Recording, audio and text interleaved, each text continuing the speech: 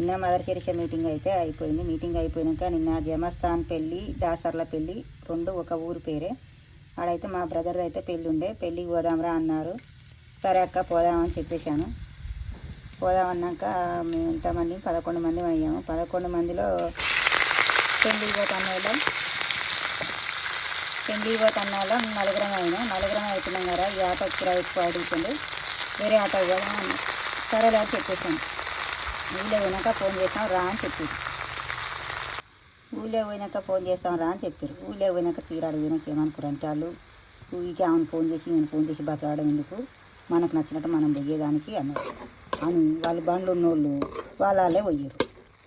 దాసర్ల పెళ్ళి పోవడానికి మా దగ్గరికి వెళ్ళి ఏ బండి ఉండదండి.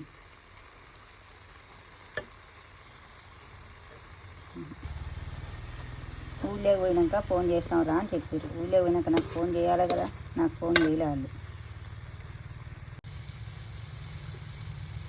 ఊళ్ళో పోయినాక మాకు ఫోన్ చేయలేదు. ఇంకా వాళ్ళు ఆమెను బతలాడేందుకు మనకు బండి ఎందుకు చేయలే, బండి మీద పోదాం పని. బండి ఉన్నోళ్ళు అంటే ఒక బండి మీద వెళ్ళిపోయారండి. మరి బండిలో ఉన్నోళ్ళు ఎలా పోవాలి? ఆ ఊరికి అయితే బస్సులు అయితే ఉండవు. జమస్థాన్ పెళ్ళికి ఎలా పోవాలి చెప్పండి? పెళ్ళికి రాలేదని సరిపోద్దా? రమ్మనేది వాళ్ళంతే, వదిలిపెట్టి పోయేది వాళ్ళంతే. చూసినామండి ఎలా ఉన్నారో మా దగ్గర. మోసం చేసే వాళ్ళు ఉంటే ఎవరైనా మోసం ఈజీగా పోతారు అని ఎప్పుడూ మోసం చేస్తూనే ఉంటారు. మళ్ళీ మోసం చేసి వెళ్ళిపోయారు. ఆడనేమో రమ్మంటేనో చీరలు బాలే, ఈ బాలే, అవి బాలే, ఊళ్ళోకి వచ్చినాక మార్చుకుందాం అన్నారు. ఊళ్ళోకి వచ్చినాక వదిలిపెట్టి పోయారు. ఇదండి మా వాళ్ళ తీరు.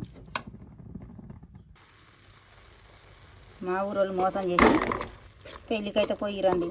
మళ్ళీ మీ విధంగా మేము పిలిచినా కానీ వాళ్ళు పెళ్ళికి రాలేదు అని చెప్తున్నారు.